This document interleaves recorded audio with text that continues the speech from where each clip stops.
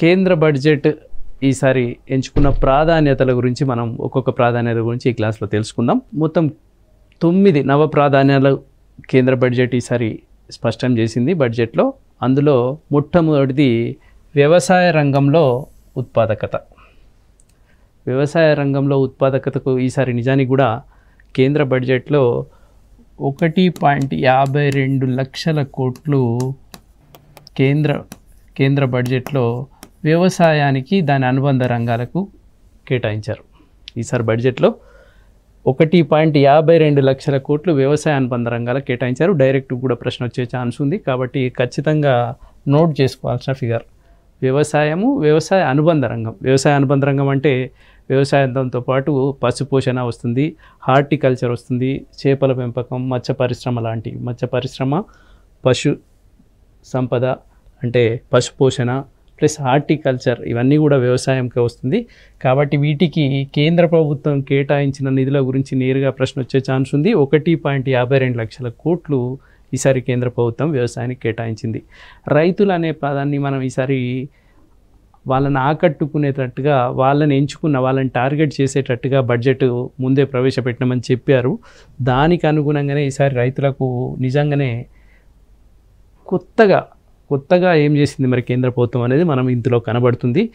ఒక 109 రకాల కొత్త వంగడాలను తీసుకురావడాన్ని ఈసారి కేంద్ర ప్రభుత్వం టార్గెట్గా పెట్టుకుంది. ఇవి ఏంటి మరి అంటే అన్ని ప్రతికూల పరిస్థితులలో కూడా పండే రకాలు. కొత్త వంగడాలంటే నథింగ్ బట్ విత్తనాలు కొత్త రకాలు. అంటే ప్రతికూల పరిస్థితిలో అంటే ఒక్కో చోట ఎక్కువ వర్షాలు ఉండొచ్చు, ఒక్కో చోట తక్కువ వర్షాలు ఉండొచ్చు, వర్షాభావ పరిస్థితులు ఉండొచ్చు, ఒక్కో చోట ప్రకృతి వైపరీత్యాలు, ప్రతికూల పరిస్థితులు అన్నింటినీ తట్టుకునే ఒక 109 రకాల కొత్త వంగడాలని ఈసారి తీసుకురావాలని చెప్పేసి కేంద్ర ప్రభుత్వం ఒక టార్గెట్గా పెట్టుకుంది.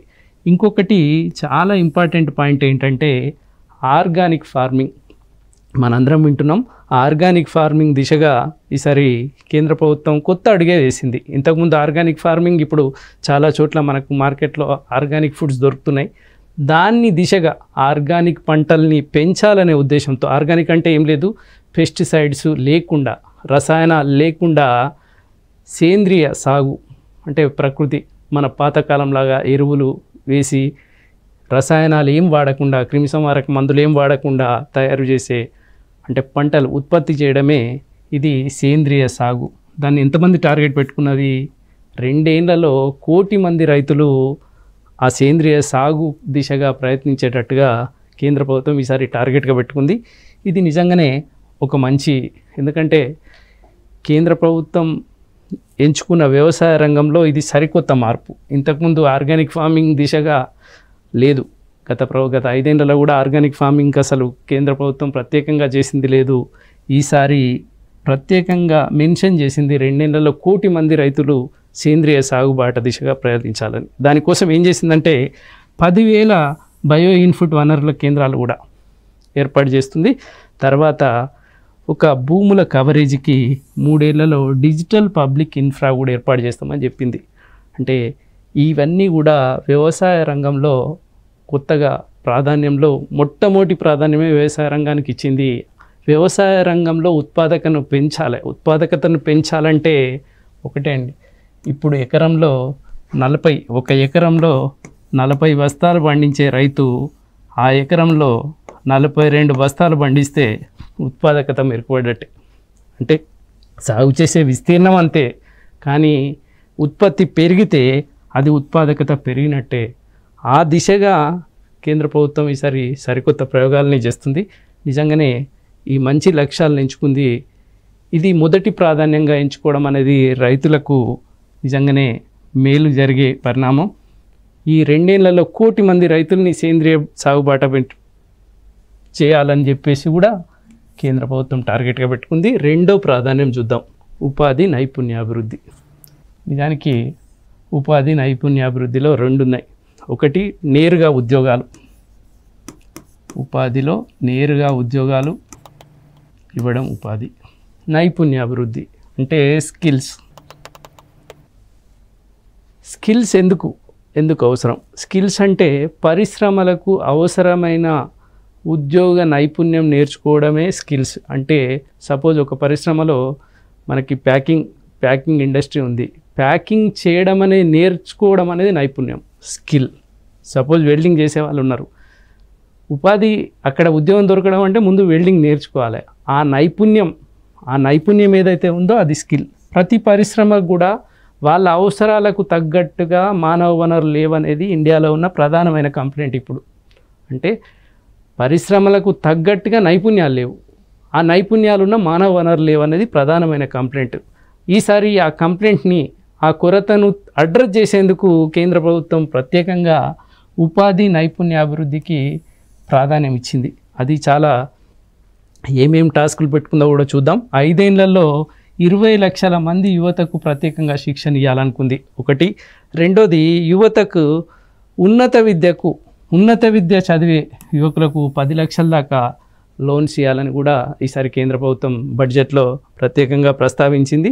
తర్వాత ఉద్యోగికి యజమానికి PF ప్రోత్సాహకాలు కూడా ఇస్తుంది. PF అంటే ప్రావిడెంట్ ఫండ్. దీనికోసం స్పెషల్గా అందరూ చదవాల్సింది ప్రధానమంత్రి ప్యాకేజ్. 5 పథకాలతో ప్రధానమంత్రి ప్యాకేజ్ ఉంది. ఈ 5 పథకాలు ఏమున్నాయి, ఎట్లా అనేది కూడా ప్రధానమంత్రి ప్యాకేజీ గురించి కూడా నేరుగా మీకు డైరెక్ట్గా ప్రశ్న వచ్చే ఛాన్స్ ఉంది. ప్రధానమంత్రి ప్యాకేజ్ కేంద్ర ప్రభుత్వం ఈసారి బడ్జెట్లో ప్రవేశపెట్టిన ప్రధానమంత్రి ప్యాకేజ్ని విశ్లేషించండి అని అడిగే అవకాశం ఉంది. కాబట్టి ఇది ఖచ్చితంగా అందరు చదువుకోవాలి. ప్రధానమంత్రి ప్యాకేజీలో మరి ఏమున్నాయి? ఒకటి ఏ, దాన్ని 3 విడగొట్టారు. ఒకటి బి, ఒకటి సి, ఇట్లా విడగొట్టారు. ప్రధానమంత్రి ప్యాకేజీని కూడా 3 విడగొట్టారు. అవి ఖచ్చితంగా చదువుకోవాలి అభ్యర్థులందరూ కూడా. ఎందుకంటే తొలిసారి ఉద్యోగం ఇచ్చే వాళ్ళకి, ఫస్ట్ టైం ఉద్యోగం ఇచ్చే వాళ్ళకి ఎక్కడైనా ఉద్యోగ కల్పనను పెంచేందుకు ప్రోత్సాహకాలు ఇచ్చింది కేంద్ర ప్రభుత్వం. అంటే ఏదైనా కంపెనీ, ఏదైనా సంస్థ తొలిసారి ఉద్యోగికి కనుక ఎవరినైనా ఉద్యోగంలోకి తీసుకుంటే మొదటి నెల జీతం, ఒక నెల జీతం 15,000 కేంద్ర ప్రభుత్వమే ఇస్తుంది. 15,000 3 విడతలుగా కేంద్ర ప్రభుత్వం ఆ కంపెనీకి భరిస్తుంది. అంటే ఫస్ట్ మంత్ శాలరీ ఇస్తుంది. ఇది సెక్షన్ ఏ. అంటే ఈ ప్రధానమంత్రి ప్యాకేజీలో ఉన్నది ఇది మొదటి ఏ. రెండోది, ఒకవేళ తయారీ రంగం కనుక అయితే తయారీ రంగంలో PF అంటే ఉద్యోగి కంపెనీలో చేరితే ఉద్యోగి తన వాటాతో పాటు PFలో ఉద్యోగి తన వాటాతో పాటు కంపెనీ కూడా తన వంతు వాటా చెల్లించాల్సి ఉంటుంది PFలో. ఆ PFని ఫ్రీగా ఇస్తుంది. అంటే ఆ సంస్థ ఉద్యోగాలు ఇస్తున్నందుకు, ఉద్యోగ కల్పన చేస్తుంది కాబట్టి ఆ సంస్థను ప్రోత్సహించేందుకు కేంద్రం PFని ఫ్రీగా ఇస్తుంది. అంటే ఆ PF వాటా చెల్లించకుండానే కేంద్ర ప్రభుత్వమే భరిస్తుంది. తర్వాత మూడోది, కంపెనీలో 3,000 రూపాయల చొప్పున ఒక 2 ఏళ్ళు PF రాయితీ ఇస్తుంది. 3,000 చొప్పున PF రాయితీ కూడా యజమానికి ఇస్తుంది. ఇవన్నీ కూడా ఈ ప్రధానమంత్రి ప్యాకేజీలో ఉన్నాయి. ఖచ్చితంగా ఈ ప్రధానమంత్రి ప్యాకేజీని స్పెషల్ అటెన్షన్ చేసి అందరూ అభ్యర్థులు తప్పకుండా చదువుకోవాల్సి ఉంటుంది. తర్వాత 3వ ప్రాధాన్యం చూద్దాం. మానవ వనరుల అభివృద్ధి, సామాజిక న్యాయం, సోషల్ జస్టిస్, హ్యూమన్ డెవలప్మెంట్. మీకు అది అర్థమవుతుంది. Human resources development, HRD and social justice అంటాం. ఇది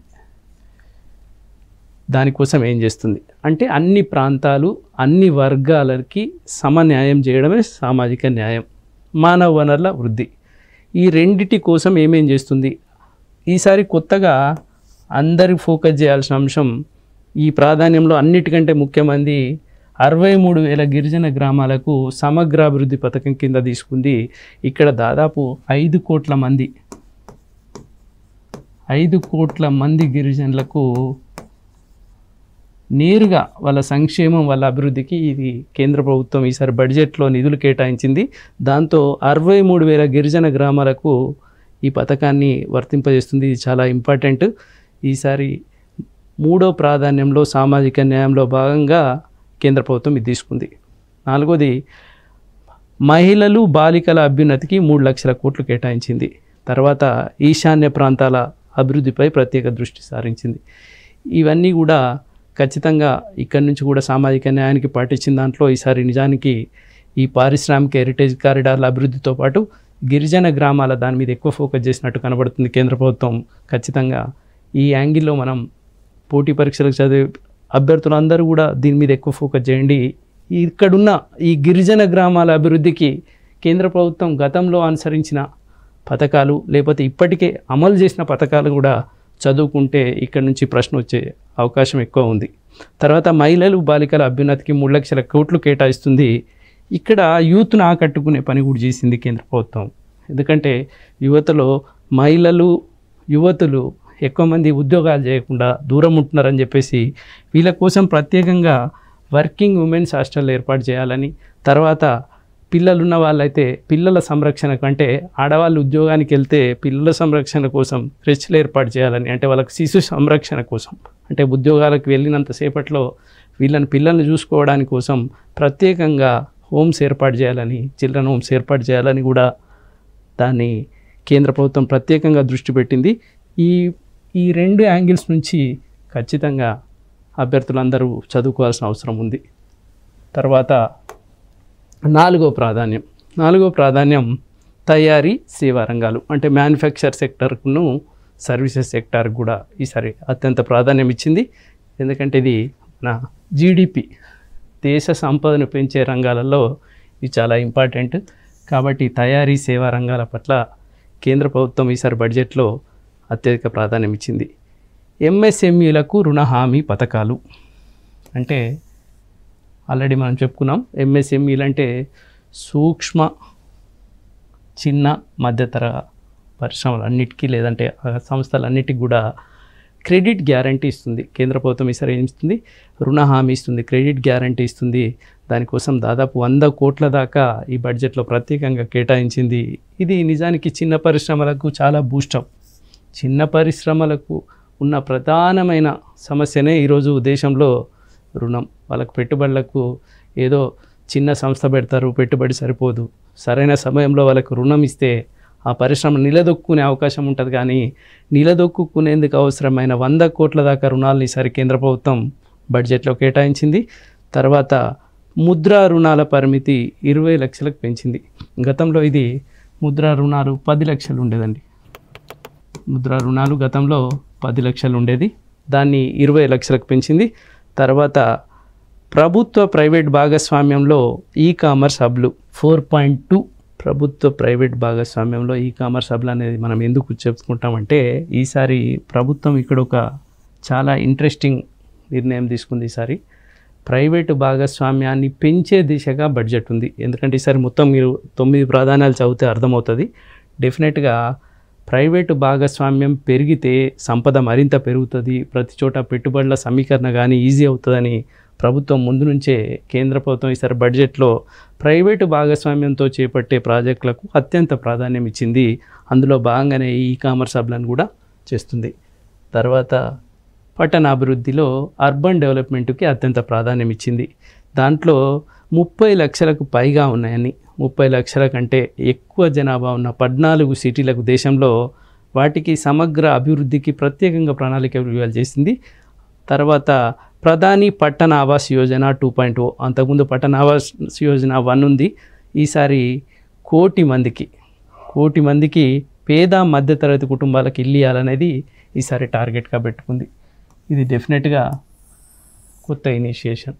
ఈసారి గృహ నిర్మాణంలో పేద మధ్యతరగతి ఇల్లు లేని వాళ్ళకి 1 మందికి ఇవ్వాలనుకుంది. దానికోసం ప్రధాని పట్టణ ఆవాస్ యోజన 2.0 దానికి కూడా ప్రాధాన్యం ఇచ్చింది. ఎంపిక చేసిన నగరాల్లో వీధి మార్కెట్లు ఏర్పాటు చేయాలన్నది. ఇది ఏడాదికి 100, అంటే వచ్చే 5 ఏళ్ల పాటు ఏడాదికి 100 ప్రత్యేకమైన హైజెనిక్గా ఉండే మార్కెట్లను కూడా ఏర్పాటు చేయాలని అనుకుంది. పట్టణాభివృద్ధికి అత్యంత ప్రాధాన్యం ఇవ్వాలని ఈ 5వ ప్రాధాన్యం ఓన్లీ అర్బన్ డెవలప్మెంట్ మీద కేటాయించింది. 14 సిటీలు కూడా చాలా నిజానికి కేంద్ర ప్రభుత్వం కనుక ఎంచుకున్న సమగ్ర అభివృద్ధి ప్రకారం కూడా దీనికి ప్రత్యేకమైన ప్లానింగ్ చేస్తుంది. The best idea. ఈసారి అర్బన్ డెవలప్మెంట్ కోసం పట్టణాభివృద్ధిలో ప్రాధాన్యం అనేది చాలా కీలకంగా ఉంది. నేరుగా ప్రశ్నలు అడిగే ఛాన్స్ ఉంది పట్టణాభివృద్ధిపై. తర్వాత తర్వాత ప్రాధాన్యం 6వది ఇంధన భద్రత. ఇంధన భద్రతలో 4-5 ఇష్యూస్ ఉన్నాయి. ప్రధానంగా ఈసారి అణు రియాక్టర్ల మీద ఎక్కువ ఫోకస్ పెట్టింది ప్రభుత్వం. అణు రియాక్టర్లు ఒకటి, పవర్ ప్రాజెక్టులు, ఇంధనాల దాని మీద పవర్ ప్రాజెక్టులకు ప్రాధాన్యం ఎక్కువ ఉంది. సంప్రదాయేతర ఇంధన వనరులకు కూడా ప్రోత్సాహం ఉంది. ఈసారి ఇంధన భద్రతలో భాగంగా దాదాపు 1 కోటి ఇళ్లకు 300 యూనిట్ల సోలార్ రూప్ టాప్ కూడా చేయాలని అనుకుంది. ఈసారి 300 యూనిట్ల మేరకు సోలార్ రూప్ టాప్ యూనిట్లుగా తీర్చిదిద్దాలని కూడా కేంద్ర ప్రభుత్వం అనుకుంది. కాబట్టి ఇంధన భద్రతకు కూడా అత్యంత ప్రాధాన్యం ఇచ్చింది కేంద్ర ప్రభుత్వం. తర్వాత 7వ ప్రాధాన్యంగా మౌలిక సదుపాయాలు. మనం ఆల్రెడీ చదువుకున్నాం. మనం ఫస్ట్ క్లాస్లో మనం మౌలిక సదుపాయాలు ఎంత ఎక్కువ ఉంటే అంత మూలధన వ్యయం అంత ఉంటుంది. ఈసారి 11,11,000 కోట్ల లక్ష్యంగా పెట్టుకుంది ఈసారి మూలధన వ్యయాన్ని కేంద్ర ప్రభుత్వం. అందుకని ఈసారి మౌలిక సదుపాయాల కల్పనలో ఏమేమి ఉన్నాయో చూద్దాం. రాష్ట్రాలకు దీర్ఘకాలిక వడ్డీ లేని రుణాలు ఇది ఎంతంటే 1.5 లక్షల కోట్లు ఈసారి రాష్ట్రాలకు వడ్డీ లేని రుణాలు ఇవ్వాలని కేంద్ర ప్రభుత్వం తొలిసారి నిర్ణయం తీసుకుంది. తర్వాత PMGSY గ్రామీణ సడక్ యోజన 4లో 25,000 గ్రామీణ ఆవాసాలకు రోడ్లు నిర్మించాలని అనుకుంది. ఇది కూడా కొత్త పాయింట్. అందరు బడ్జెట్ చదివేటప్పుడు డెఫినెట్గా అందరు అభ్యర్థులు వీటి మీద మౌలిక సదుపాయాలలో ఇంపార్టెంట్గా చూసుకోవాలి. వరద ప్రభావిత రాష్ట్రాల్లో శాశ్వత నివారణకు కూడా ఈసారి ప్రాజెక్టులు చేయాలనుకుంది. పర్యాటక కారిడార్లను అభివృద్ధి చేయాలనుకుంది. ఇవి మౌలిక సదుపాయాల్లో ప్రధానంగా 25,000 గ్రామీణ ఆవాసాలు ఉన్న రాష్ట్రాలకు దీర్ఘకాలిక వడ్డీ లేని రుణాలు ఇవ్వాలని, ఇవన్నిటి కూడా మౌలిక వసతుల కల్పనకి ఇవ్వాలని అనుకుంది రాష్ట్రాలకు కూడా. అది చాలా ఇంపార్టెంట్. కాబట్టి మౌలికమైన సదుపాయాల కల్పన మీద కేంద్ర ప్రభుత్వం దృష్టి పెట్టినట్టు ఈ ప్రాధాన్యాన్ని బట్టి చూస్తే అర్థమవుతుంది. తర్వాత 8వ ప్రాధాన్యం ఆవిష్కరణలు, పరిశోధనలు, అంటే రీసెర్చ్ అండ్ ఇన్నోవేషన్. దీంట్లో ఏమున్నాయి చూద్దాం. పరిశోధనలకు ఈసారి కేంద్ర ప్రభుత్వం బడ్జెట్లో ప్రత్యేకంగా మెన్షన్ చేసింది అనుసంధాన్ నేషనల్ రీసెర్చ్ ఫండ్. ప్రత్యేకంగా అనుసంధాన్ నేషనల్ రీసెర్చ్ ఫండ్ అనే దాన్ని ఈసారి ప్రత్యేకంగా ప్రస్తావించింది కేంద్ర ప్రభుత్వం బడ్జెట్లో. దీని ద్వారా పరిశోధనలను అభివృద్ధికి, అంటే పరిశోధనలు ఇప్పుడు జరుగుతున్న పరిశోధనల్ని మరింత ప్రోత్సహించే దిశగా ఈ బడ్జెట్లో ప్రత్యేకంగా ఫండ్ని కేటాయించింది. తర్వాత ఆవిష్కరణలు, కొత్త ఇన్నోవేషన్, ఆవిష్కరణల ప్రోత్సాహానికి కూడా ప్రైవేట్ సమన్వయంతో 1,00,000 కోట్ల ఫైనాన్సింగ్ పూల్. ఇది చాలా పెద్ద డెవలప్మెంట్. ప్రైవేట్ సమన్వయంతో 1,00,000 కోట్ల ఫైనాన్సింగ్ పూల్ను కూడా ఈసారి అరేంజ్ చేయాలని కేంద్ర బడ్జెట్లో ప్రత్యేకంగా ప్రస్తావించింది. వచ్చే 10 ఏళ్లలో అంతరిక్ష ఎకానమీ 5 రెట్లు విస్తరించాలనుకుంది. ఇది న్యూ డెవలప్మెంట్. మళ్ళీ దీన్ని స్పేస్ ఎకానమీ అంటున్నాం. స్పేస్ ఎకానమీ ఇది కూడా అంటే అభ్యర్థుల పోటీ పరీక్షలకు హాజరయ్యే వాళ్ళకి ఒక చిన్న దాని నుంచే ఒక ప్రశ్న మొత్తం వచ్చే ఛాన్స్ ఉంది. ఎందుకంటే స్పేస్ ఎకానమీ గురించి చదువుకోవాలి. స్పేస్ ఎకానమీలో ఏమేం పార్ట్స్ ఉన్నాయి, దాంట్లో వచ్చే 10 ఏళ్లలో 5 రెట్లు విస్తరించాలనుకుంటున్నారు. ఈ అంతరిక్ష ఎకానమీలో ఆర్థికంగా స్పేస్ ఎకానమీ పెరగాలనేది ఒక ఎత్తు, వచ్చే 10 ఏళ్లలోనే 5 రెట్లు పెరగాలనేది ఒక ఎత్తు. ఇది కొత్త గోల్. కాబట్టి ఇక్కడి నుంచి ప్రశ్న వచ్చే అవకాశం ఉంది. అందరు ఇక్కడ అభ్యర్థులు దీన్ని ఫోకస్ చేయాల్సిన అవసరం ఉంది. తర్వాత అనుసంధాన్ నేషనల్ రీసెర్చ్ ఫండ్ గురించి కూడా ప్రత్యేకంగా చదువుకోవాలి. భావితరపు సంస్కరణలు అంటే ఇవి నెక్స్ట్ జన్ రిఫార్మ్స్ అనేది మిగతా అని పెట్టారు. ఇందులో అన్నిటికంటే మించి ఈసారి ప్రశ్న వచ్చే అవకాశం ఉన్నది ఏంటంటే భూ ఆధార్. ఇప్పుడు అందరికీ ఆధార్ ఉందండి, యూనిక్ కార్డ్ అంటున్నాం. ఆధార్ కార్డ్ అందరికీ ఉంది. నెక్స్ట్ కేంద్ర ప్రభుత్వం ఈసారి న్యూ ఇనిషియేషన్ భూ ఆధార్. కాబట్టి అభ్యర్థులందరూ దాన్ని ప్రత్యేకంగా ఫోకస్ చేయాల్సిన అంశం ఉంది. కేంద్ర ప్రభుత్వం మొదటిసారి అనౌన్స్ చేసింది భూములకు ప్రత్యేక ఐడి. అంటే మనకు ఒక భూమి ఉంటే ఆ భూమికి ఒక ప్రత్యేక ఐడి. ఇప్పుడు మనం ఉంటే మన ఇంట్లో 4 ఉంటే 4కి ఆధార్ కార్డులు ఉన్నాయి. మన ఇంట్లో తల ఒక 2 పేరు మీద ఒక 2 గుంటల భూమి ఉన్న ఆ భూమికి ప్రత్యేకమైన ఐడి ఉంటుంది. దానికి ఒక భూ ఆధార్ కార్డు ఇవ్వాలనేది కూడా ఒక నిర్ణయం తీసుకుంది. దానికోసం ప్రత్యేకంగా భూములకు ఒక రిజిస్ట్రీ తయారు చేయాలనుకుంది. ఆ భూముల వివరాలతో రైతుల రిజిస్ట్రీని కూడా తయారు చేయాలనుకుంది. వీటన్నిటిని కూడా పట్టణాల్లో కూడా చేస్తుంది. పట్టణాల్లో భూ రికార్డులను కూడా మొత్తం డిజిటలైజ్ చేసి జిఎస్ఐ మ్యాపింగ్తో, అంటే మనకున్న ప్రతి ఇంచు భూమి కూడా జిఎస్ఐ మ్యాపింగ్ ద్వారా ఏమవుతుందంటే మనకు చిన్న ఇల్లుండని పట్టణంలో ఆ ఇంటిని కూడా ప్రతి చదరపు గజం కూడా ఈవెన్ చదరపు అడుగు కూడా జిఎస్ఐతో మ్యాపింగ్ చేసే ఇప్పుడు కొత్త వ్యవస్థలు ఉన్నాయి. వీటన్నిటినీ కూడా భూ రికార్డుల డిజిటలైజ్ చేయాలని చెప్పేసి ఈసారి అనుకుంది. తర్వాత కార్మిక సేవలన్నీ ఈశ్రామ్ పోర్టల్తో అనుసంధానం చేస్తుంది. ఇది కూడా కొత్త డెవలప్మెంటే. కానీ కార్మిక సేవలకు ఇప్పటి వరకు కార్మిక సేవలకు ఒక పోర్టల్ లేదు. దీని ద్వారా ఏమవుద్దంటే కార్మిక సేవలకు కార్మికులకు ఇచ్చే ఫండ్ కానీ ఎక్కడ దుర్వినియోగం జరగకుండా నేరుగా వాళ్ళకి వెళ్ళే ఛాన్స్ ఉంటుంది. అసలు మన కార్మిక శక్తి ఎంత ఉందో కూడా తెలిసే ఛాన్స్ ఉంటుంది. దీనికోసం ప్రత్యేకంగా పోర్టల్ని చేయాలని అనుకున్నారు. ఇవి భావితరపు సంస్కరణల్లో కీలకమైనవి. ఈ 9 ప్రాధాన్యాలు ఈసారి బడ్జెట్లో అత్యంత కీలకమైనవి.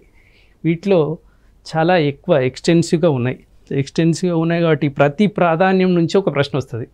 మీరు బడ్జెట్ చదువుకునేటప్పుడు ఎకానమీలో డెఫినెట్గా ఈ 9 ప్రాధాన్యాల్లో ప్రతి ఒక్క ప్రాధాన్యం నుంచి ఒక్కో ప్రశ్నను 9 ప్రాధాన్యాల్లో ఒక్కో ప్రశ్న అడిగే అవకాశం ఉంటుంది. అంటే మీరు అలా ప్రిపేర్ అయితే ఈ బడ్జెట్ నుంచి వచ్చే ప్రశ్నల్లో ఈ 9లో నుంచే ఒక 3 ప్రశ్నలు వచ్చే ఛాన్స్ ఉంటుంది వివిధ కోణాల్లో. ఒకటి భూ ఆధార్ గురించి అడిగింది అనుకోండి, అసలు ఈసారి భూ ఆధార్ దిశగా ప్రభుత్వం ఏ ప్రయత్నం చేస్తుంది, అది ఏ విధంగా ఉండబోతుంది, దానికోసం ఎన్ని నిధులు కేటాయించారు, ఇవన్నీ ఒకసారి మీరు చదువుకోవాలి. తర్వాత ఏ విధంగా ప్రశ్నలు వస్తాయో కూడా మనం చదువుకుందాం, ఒక్కసారి చూద్దాం మనం. ఎందుకంటే బడ్జెట్ గురించి ఇప్పటిదాకా చెప్పుకున్నాం, కానీ ఏ విధంగా ప్రశ్నలు వస్తాయనే కన్ఫ్యూజన్ కూడా ఉండకుండా కొన్ని ప్రశ్నలు కూడా మనం ఇక్కడ చూద్దాం. ఏ విధంగా ప్రశ్నలు గ్రూప్ 1లో వచ్చే ఛాన్స్ ఉంది. ఒకటి, బడ్జెట్ 2024 ముఖ్యాంశాలు భారతదేశ ఆర్థిక వృద్ధిపై వాటి ప్రభావాలను విశ్లేషించండి. ఇది డైరెక్ట్ ప్రశ్న అండి, దీంట్లో ఏం కన్ఫ్యూజన్ లేదు.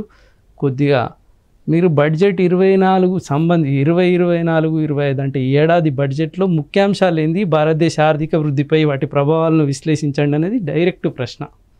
అంటే గతంతో ఉన్న బడ్జెట్లకు ఈసారి ఉన్న పోలిక, ప్లస్ ఈసారి బడ్జెట్లో ఉన్న ముఖ్యాంశాలు, ఈసారి రెవెన్యూ వ్యయం ఏ విధంగా ఉంది, ఈసారి మూలధన వ్యయం ఏ విధంగా ఉంది, బడ్జెట్ మొత్తం ఎంత ఉంది, ద్రవ్యలోటును తగ్గించాలని ఈసారి ప్రభుత్వం ఒక లక్ష్యంగా ఎంచుకుంది. గతంలో 2023లో ఉన్న 5.6 ద్రవ్యలోటుని 4.9కి తీసుకురావడానికి ప్రయత్నించింది. క్రమంగా ఇంకా తగ్గించడానికి ప్రయత్నిస్తున్నట్టుగా చెప్పింది. కాబట్టి ఈ దిశగా ఈ ప్రశ్నను ఆన్సర్ చేయాల్సి ఉంటుంది. పైగా ఆర్థిక వృద్ధిపై ప్రభావాలు విశ్లేషించేటప్పుడు ఈసారి ఏ రంగాల మీద కేంద్ర ప్రభుత్వం ఫోకస్ చేసింది అనేది కూడా, బడ్జెట్ థీమ్స్, బడ్జెట్ ఎంచుకున్న ఏ వర్గాలనైతే ఈసారి ఆకట్టుకునేందుకు బడ్జెట్ని చేసిందో అది కూడా ఫోకస్ చేసి ఇది మొత్తం ఐటమ్ని మీరు స్టోరీగా రాయాలి. రాసేటప్పుడు చాలా స్పష్టంగా గ్రూప్ 1 కాబట్టి విశ్లేషించండి అని ఉంది కాబట్టి మీ విశ్లేషణకు ఎక్కువ ప్రాధాన్యం ఇవ్వండి. దాంతో ఆ ప్రశ్నని మీరు ఈజీగా చేయగలుగుతారు. తర్వాత వ్యవసాయ రంగంపై బడ్జెట్ ప్రభావం, ఎంచుకున్న కార్యక్రమాలు, కేటాయింపులపై చర్చించండి. నేను ముందే చెప్పాను, వ్యవసాయం అనుబంధ రంగాలకు ఈసారి బడ్జెట్ తొలి ప్రాధాన్యం ఇచ్చింది. కాబట్టి ఆ దిశగా ఈ ప్రశ్నను కూడా మనం చూసే అవకాశం ఉంది. మీరు కేటాయింపులు కూడా చెప్పాను నేను, ఇది నేరుగా ప్రశ్న వచ్చే ఛాన్స్ ఉంది. 1,52,000 కోట్లు వ్యవసాయ అనుబంధ రంగాలు వ్యవసాయ రంగానికి కేటాయించింది. కాబట్టి వ్యవసాయ రంగం మీద ప్రతిదీ ఇంట్లోకి వస్తుంది. 1 కోటి మంది సేంద్రియ సాగు, ఇవన్నీ ఇక్కడ రాయండి. 109 ప్రత్యేకమైన వంగడాలు, దీన్ని కూడా ప్రత్యేకంగా ప్రస్తావించండి. 10,000 బయో ఇన్పుట్ సెంటర్లు కూడా ఇందులో మెన్షన్ చేయాల్సి ఉంటుంది. తర్వాత ఇలాంటి ప్రశ్నలు మళ్ళీ మిగతాయి కూడా చూద్దాం. భారతదేశంలో ఉపాధి నైపుణ్యాల వృద్ధికి బడ్జెట్ 2024లో ప్రకటించిన చర్యలను విశ్లేషించండి. అంటే ఇందులో ప్రధానంగా మెన్షన్ చేయాల్సింది మీకు ఆల్రెడీ చెప్పాను, ప్రధానమంత్రి ప్యాకేజ్. నేరుగా ప్రశ్న అడిగినా ఉపాధి నైపుణ్యాల వృద్ధికి బడ్జెట్లో ప్రకటించిన చర్యలను విశ్లేషించండి అన్న, ఇది రెండు కూడా ఒకటే. నేరుగా ప్రధానమంత్రి ప్యాకేజీ గురించి విశ్లేషించండి అన్నా కూడా ఈ విధంగా కూడా ప్రశ్న అడిగే అవకాశం ఉంది. తర్వాత పన్ను సంస్కరణలు, వ్యక్తిగత పన్ను చెల్లింపులు, వ్యాపారులపై వాటి ప్రభావాలు అంచనా వేయండి అని. ఈసారి పన్నుల మీద మనం ఇంకోసారి తెలుసుకుందాం. యాక్చువల్గా ఈసారి పన్నుల విధానంలో కొంచెం మార్పు ఉంది. కొత్త పన్ను విధానంలో స్లాబ్ రేట్లను కొంత మార్చింది. ఒక 75,000 స్టాండర్డ్ డిడక్షన్ తగ్గించింది. ఇది ప్రధానమైన మార్పు. 75,000 స్టాండర్డ్ డిడక్షన్ని, అంతకుముందు 50,000 ఉండేది స్టాండర్డ్ డిడక్షన్, అంటే ప్రామాణికమైన తగ్గింపు. ఇది స్టాండర్డ్ డిడక్షన్ అంటారు. దాన్ని 75,000 చేసింది. దీంతో 17,500 లాభం జరుగుతుందని చెప్పింది. కొత్త పన్ను విధానంలో ప్రతి ఒక్క పన్నుదారుడికి ఆదాయ పన్ను చెల్లించే వాళ్ళకి 17,500 రూపాయలు లాభం జరుగుతుందని చెప్పిండ్రు. అందుకని ఇది కూడా అందరూ అభ్యర్థులు చదువుకోవాల్సిన అంశం. నెక్స్ట్, మౌలిక సదుపాయాల అభివృద్ధి కేటాయింపులు భారతదేశ అభివృద్ధిపై సంభావ్య ప్రభావాన్ని విమర్శనాత్మకంగా విశ్లేషించండి. దీన్ని కూడా మౌలిక సదుపాయాల గురించి చదువుకోండి. తర్వాత సామాజిక న్యాయం, సాధికారతను ప్రోత్సహించడానికి బడ్జెట్లో ప్రకటించిన కార్యక్రమాలను చర్చించండి. ఇవి నేరుగా ఇవే ప్రశ్నలు వస్తాయని కాదండి, మీకు ఒక ఐడియా కోసం, అంటే బడ్జెట్ని ఏ విధంగా చదవాలనే దానికోసం ఈ ప్రశ్నల్ని మేము తయారు చేసాం. అందుకని ఆరోగ్య సంరక్షణ రంగంపై బడ్జెట్ ప్రభావాన్ని విశ్లేషించండి. తర్వాత భారతదేశ ఎగుమతులు, వాణిజ్యాన్ని పెంచడానికి బడ్జెట్ ప్రకటించిన చర్యలను పరిశీలించండి. ఇలాంటి ప్రశ్నలు వచ్చే అవకాశం ఉంది. కాబట్టి మీరు ముందు బడ్జెట్ అనగానే గుడ్డెద్దు చేలోబడ్డట్టుగా బడ్జెట్ ఏం చదవాలో అర్థం కాకుండా చేయకండి. ఒక ప్రశ్నల్ని మీరు ముందు ప్రిపేర్ చేసుకొని ఆ ప్రశ్నకి ఆన్సర్ రాసేటట్టుగా ప్రిపేర్ అయితే గ్రూప్ 1 మీరు ఈజీగా చేయగలుగుతారు.